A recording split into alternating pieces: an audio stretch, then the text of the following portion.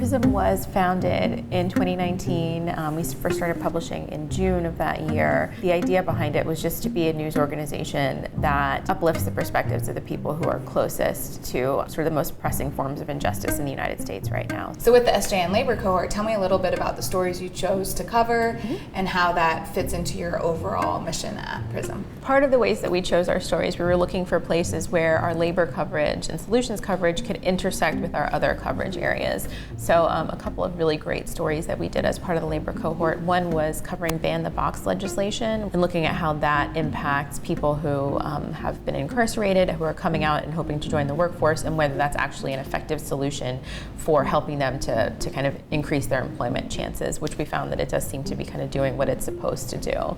And another place where we looked at an interesting intersection was with our immigration coverage. Immigrant workers or migrant workers who are doing work that may not be eligible for kind of union membership.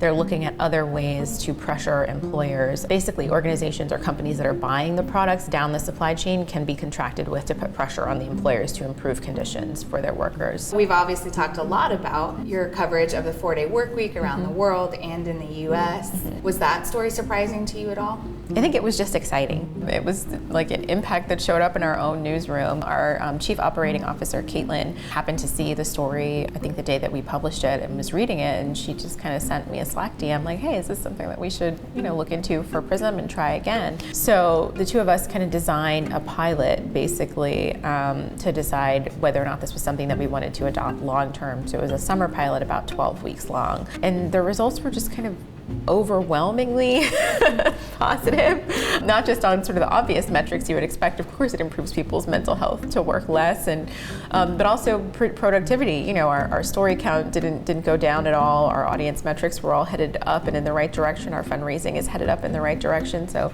we came to the end of it and saw there was really no reason not to implement it, so we did. You talked a little bit previously too about how you were a little hesitant to implement the 4-day work week because you are run by people of color and some of the common misperceptions and stereotypes of work in that context. Explain to me a little bit how that played out.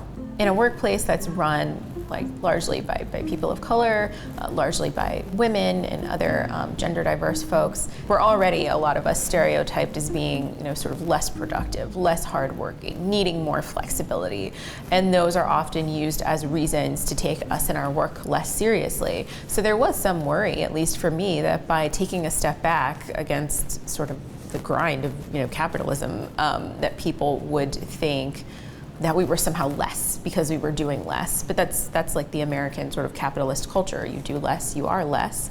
But that's not a value that we really want to ascribe to, and it's not one that we think should guide how we run Prism as a workplace. Journalists, people who are working in newsrooms are workers, and some of these benefits and broader changes that we're talking about to improve the lives of workers actually apply to us in the industry as well, which is something I think we often forget. It is. I think we lose sight of it a lot. I think part of that is the tendency of journalists and many news organizations to try to stand apart from the subjects that we're reporting on and stand apart from the people that we're reporting on. But sort of that framework is antithetical to Prism's approach. We understand ourselves as workers, we understand ourselves as people of color, we understand ourselves as people who are marginalized in a lot of the same ways that the people who are reporting with and for are marginalized. So rather than standing apart from them and kind of holding the reporting as something that's far away from us, we allow our lived experiences to kind of inform what we're doing, and we also allow our journalism to inform our lived experiences, which is what happened here. One of the things I appreciated most too about your whole process is how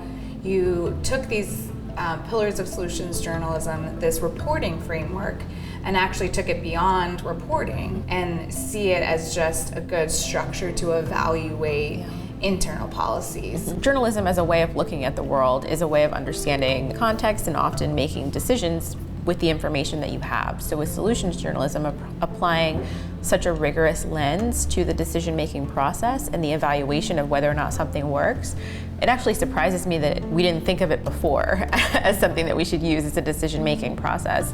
Because I think what happens very often, not just in workplaces, but a lot of places, you just kind of get an idea and you say, well, we're going to try this out, but you don't decide up front what are the metrics that we're going to use to marshal evidence about whether or not this actually does what we're saying it's going to do. So I think it's just been really useful to kind of take a step back from the rush to make a change, the rush to make a decision, the rush to look like you're doing something, to really evaluate whether or not what you're doing is having the impact that you want it to have.